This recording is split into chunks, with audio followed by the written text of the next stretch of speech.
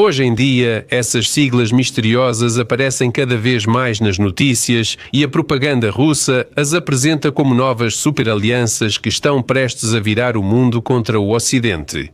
O Kremlin gosta de se mostrar no centro desses clubes, como se todo o Sul global estivesse reunido para apoiar Moscou. Mas o que são essas organizações de verdade? Em que elas diferem umas das outras e como a guerra na Ucrânia as colocou nas manchetes das notícias mundiais? Vamos explicar isso em palavras simples. Eu sou o Semyon, do canal Mega Show Televisão. Vamos começar.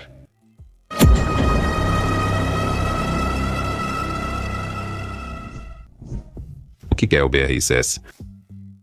O BRICS é um clube de países com grandes economias que decidiram se unir não apenas por aparência, mas sim por influência. Mas, ao contrário da OTAN ou da União Europeia, o BRICS não tem exército, não tem moeda comum e não tem nenhum governo. Não é uma aliança, mas sim uma plataforma para negociações e projetos conjuntos. A história começou com um termo bancário. Em 2001, um analista do Goldman Sachs inventou a sigla Brasil, Rússia, Índia e China. Brasil, Rússia, Índia e China. Anos depois, esses países decidiram realmente se reunir.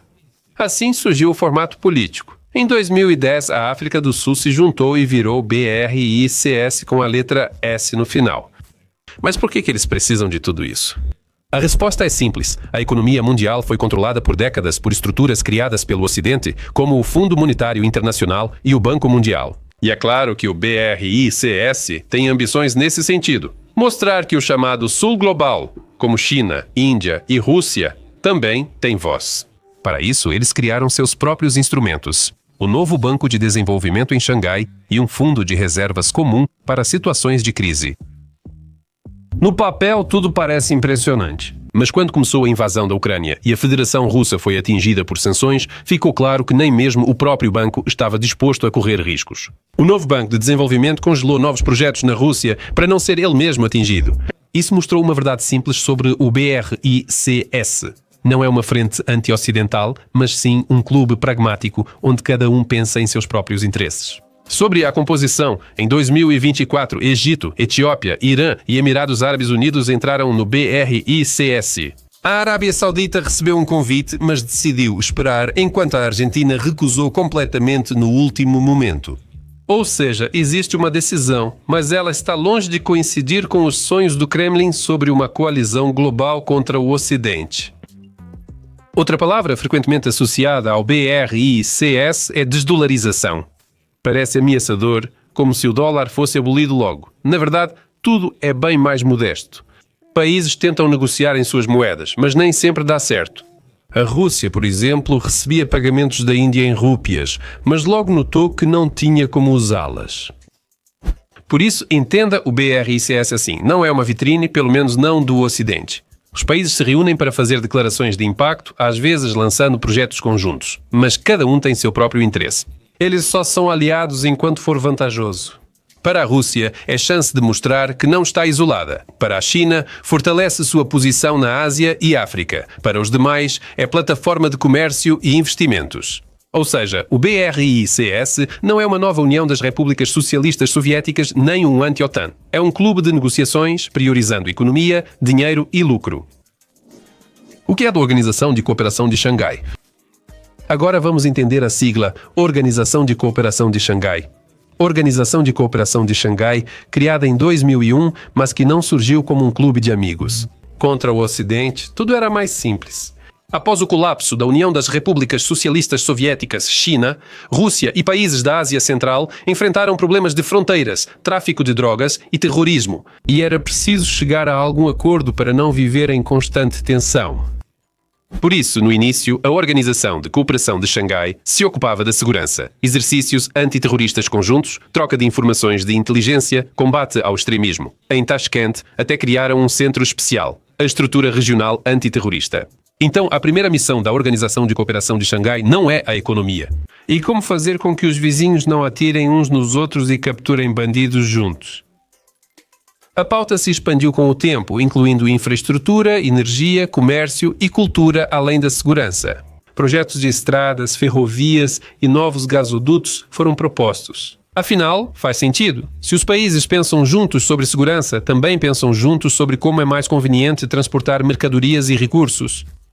Atualmente, a Organização de Cooperação de Xangai inclui China, Rússia, Índia, Paquistão, Irã e países da Ásia Central. E aqui está um ponto importante. A Organização de Cooperação de Xangai é, na essência, um clube da Eurásia. Se o BRICS se estende por diferentes continentes, a Organização de Cooperação de Xangai está concentrada especificamente na Ásia e em seus problemas. Para a Rússia, esse espaço é conveniente. Após a guerra na Ucrânia, o Kremlin usa a Organização de Cooperação de Xangai para mostrar que ainda tem relevância. Mas a verdade é que quem desempenha o papel decisivo aqui é a China. É ela quem dita o tom da pauta. É ela quem investe em infraestrutura. É ela quem obtém os maiores benefícios com a expansão das conexões na Eurásia. Por isso, a Organização de Cooperação de Xangai pode ser descrita de forma simples assim. Não é um bloco militar nem uma união econômica, mas sim uma plataforma para segurança e cooperação na Ásia. Sim, há exercícios e conversas sobre novos projetos, mas cada participante defende seus interesses. Para a China, a Organização de Cooperação de Xangai serve para ampliar sua influência na Ásia Central. Para a Rússia, é a chance de se mostrar ao lado de um vizinho forte e fingir relevância na segurança regional. Para os outros participantes, é uma chance de obter dinheiro, estradas e bônus políticos. Se o BRICS é, antes de tudo, sobre economia, então a Organização de Cooperação de Xangai é, acima de tudo, sobre segurança e estabilidade. Embora nestes tempos turbulentos tudo possa mudar.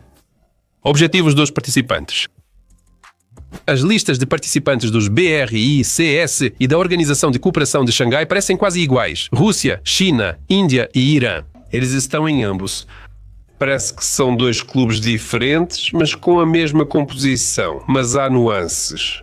Sim, os países se cruzam, mas têm objetivos diferentes. Para a China, o BRICS mostra influência global e a Organização de Cooperação de Xangai serve para controlar a Ásia Central. Para a Rússia, o BRICS serve principalmente como vitrine interna. Tipo, aqui está a nova ordem mundial, um mundo multipolar onde ainda nos ouvem.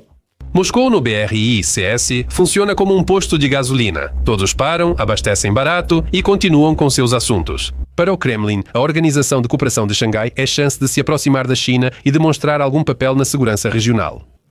Vale destacar a Índia, cujo papel no BRICS e na Organização de Cooperação de Xangai é especial. O país busca equilibrar Ocidente e Oriente, sem alianças explícitas. Mas aí entra em cena Donald Trump com sua política tarifária.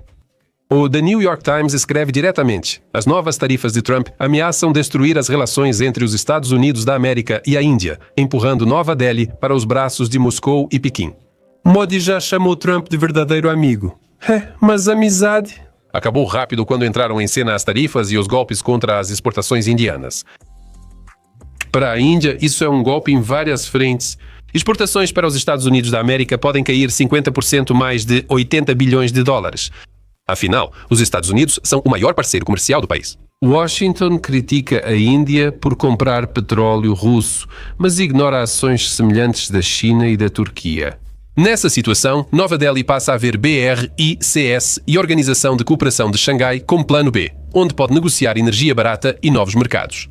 E quanto mais dura for o jogo, mais a Índia será atraída para a cooperação com Moscou e Pequim. Então, é um paradoxo. Com suas tarifas, Trump está empurrando a Índia exatamente para onde os Estados Unidos da América menos gostariam de vê-la, para a órbita dos BRICS. Situação parecida ocorre no Brasil, onde Lula da Silva afirmou que quer debater com Índia e China uma resposta conjunta dos BRICS às tarifas de Trump. Na verdade, essa é a primeira tentativa de transformar o BRICS de um clube de debates em um jogador coordenado. Lula destacou que as relações entre o Brasil e os Estados Unidos estão hoje no ponto mais baixo dos últimos 2 séculos. Ele também lembrou da intervenção de Washington no golpe de 1964, mas observou que a atual Casa Branca, isso não é só interferência, mas pressão direta sobre um país soberano. Não é de se surpreender que no Brasil isso seja visto como um tapa na cara. E agora Lula, junto com Modi e Xi, está discutindo seriamente se não deveriam adotar uma posição comum dentro do BRICS. Ou seja, as ações de Washington estão empurrando esses países a se aproximarem. Esse é um ponto muito revelador. Nenhum benefício material supera a soberania. Espero que expliquem isso para o Trump. A Ucrânia como exemplo. A guerra na Ucrânia se tornou um teste decisivo para ambos os clubes, tanto o BRICS quanto a Organização de Cooperação de Xangai. Sob sanções e portas fechadas no Ocidente, Moscou correu para buscar reconhecimento nessas estruturas. As cúpulas são mostradas na televisão como um triunfo da diplomacia e as instituições são apresentadas como apoio de todo o Sul global. A realidade é mais complexa. Países do BRICS e da Organização de Cooperação de Xangai compram petróleo e gás da Rússia, mas com descontos. Sim, eles negociam de bom grado e encontram brechas para contornar as sanções, mas fazem isso para depois lucrar com a revenda. Ao mesmo tempo, nenhum desses países pretende lutar por Moscou ou romper completamente as relações com o Ocidente. O BRICS, nessa situação, se transformou para a Rússia em um clube de mercados alternativos. Lá, debatem pagamentos em moedas nacionais, trocas e formas de evitar o dólar. E a Organização de Cooperação de Xangai é usada pelo Kremlin como prova de que ainda fazemos parte de uma grande família eurasiana. Mas, na prática, a principal figura lá é, claro, a China. E é ela quem decide quais projetos apoiar e quais não. A guerra na Ucrânia mostrou que BRICS e a Organização de Cooperação de Xangai podem ajudar a Rússia económica e politicamente, mas apenas onde isso for vantajoso para os próprios participantes. A principal lição é que BRICS e a Organização de Cooperação de Xangai não viraram uma frente anti-ocidental. São clubes onde cada um pensa em si e a Federação Russa é só mais um jogador longe de ser o principal. A última cúpula da Organização de Cooperação de Xangai. Em setembro de 2025, ocorreu uma cúpula da Organização de Cooperação de Xangai em Tianjin, China, reunindo líderes de quase todos os participantes. E, para não esconder nada, a escala foi recorde. A principal conclusão é que a organização optou por avançar com mais seriedade. Decidiu-se criar um banco de desenvolvimento próprio. Aquilo sobre o que se falava há anos parece que começou a tomar forma. Além disso, os países concordaram novos programas em energia, economia digital e combate ao extremismo. A Organização de Cooperação de Xangai agora cria suas próprias instituições além de discutir problemas. Mas há um ponto importante. Na declaração final não apareceu nenhuma menção à guerra na Ucrânia. Para a Federação Russa, isso foi, na verdade, um sinal desagradável. Os parceiros estão dispostos a trabalhar juntos em questões de segurança e economia, mas não têm pressa em tomar abertamente o lado do Kremlin. No geral, a cúpula mostrou que a Organização de Cooperação de Xangai está gradualmente se transformando de um clube de conversas em uma estrutura com projetos reais. Como sempre, quem mais se beneficia aqui é a China. Influência no mundo. BRICS e Organização de Cooperação de Xangai são vistos como símbolos das mudanças no mundo. Antes, Estados Unidos da América e Europa ditavam as regras, mas agora o Sul global, Ásia, África e América Latina, ganha destaque. O BRICS mostra que esses países querem mais controle sobre as finanças. Eles criam seu próprio banco, debatem transações em moedas nacionais e exigem maior voz no Fundo Monetário Internacional e Banco Mundial. Busca-se diminuir a dependência do dólar e das regras de crédito ocidentais. A Organização de Cooperação de Xangai atua de modo diferente. Aqui não se trata tanto de dinheiro, mas sim de segurança e infraestrutura na Eurásia. Incluem estradas, gasodutos, projetos energéticos, exercícios conjuntos e combate ao extremismo. Ou seja, a organização ajuda os países da região a se sentirem mais confiantes, mesmo que no Ocidente haja desconfiança em relação a eles. Contradições internas e limites de crescimento. No papel, tanto o BRICS quanto a Organização de Cooperação de Xangai parecem ser alianças poderosas, mas se olharmos mais a fundo, vemos que eles têm muitos problemas internos. Os participantes são distintos. China e Índia são dois gigantes que competem constantemente. A Rússia busca liderança, mas após invadir a Ucrânia, suas opções ficaram restritas. Brasil e África do Sul não querem romper totalmente com o Ocidente. Os países do Golfo Pérsico participam apenas por interesse próprio. Para eles, o que importa é o petróleo, os investimentos, não a ideologia. Também existe uma assimetria. As economias de cada país têm escalas diferentes. A China lidera esses clubes investindo e recebendo mais que todos. Os demais temem ficar sob sua sombra. Mas sem a China, os projetos não vão avançar. Também há diferenças políticas. No BRICS participam democracias, regimes autoritários e monarquias. Na Organização de Cooperação de Xangai ainda existem países com desconfiança histórica entre si. Por isso, é muito difícil chegar a um acordo sobre algo grande e obrigatório para todos. E tem mais uma coisa: slogans grandiosos muitas vezes esbarram na realidade. A desdolarização soa, claro, bonita, mas na prática funciona apenas parcialmente. O novo Banco de Desenvolvimento e o futuro Banco da Organização de Cooperação de Xangai são iniciativas relevantes, mas enfrentam limites devido a riscos, sanções e divergências políticas. O maior limite dessas organizações é não terem um curso unificado. Cada uma joga seu próprio jogo. Hoje os interesses coincidem, eles entram em acordo. Amanhã os interesses divergem e todo o mercado, toda a frente anti-ocidental se dissolve instantaneamente. Resultados e cenários. O que BRICS e a Organização de Cooperação de Xangai esperam para o futuro? Existem várias possibilidades. O primeiro cenário é o bloco energético. Países negociarão mais petróleo e gás entre si, deixando o dólar e usando moedas nacionais. Isso lhes dará uma sensação de independência e novos mercados. O segundo cenário é o avanço institucional. Se o Banco de Desenvolvimento da Organização de Cooperação de Xangai operar e o Banco dos BRICS se fortalecer, essas organizações poderão financiar projetos de bilhões de dólares.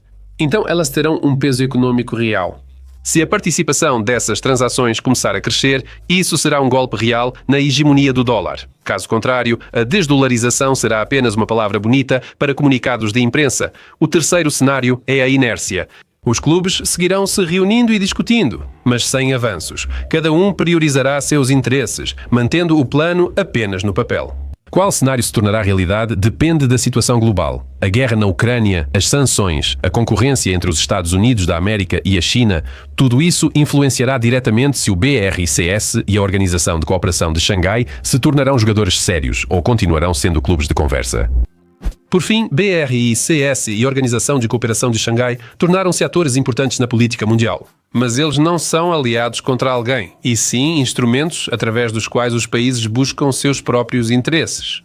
A China expande sua influência, a Índia faz malabarismos entre o Oriente e o Ocidente, os países do Oriente Médio avaliam os benefícios e a Rússia, aqui, é mais fornecedora de matérias-primas do que líder estratégico. O mundo realmente está se reorganizando, mas não da forma como a propaganda do Kremlin retrata. Não existe uma linha de frente unificada. Há apenas um conjunto de interesses divergentes que se cruzam apenas onde isso é vantajoso para cada um. Isso é tudo por hoje. Obrigado pela atenção e até o próximo episódio. Tchau a todos!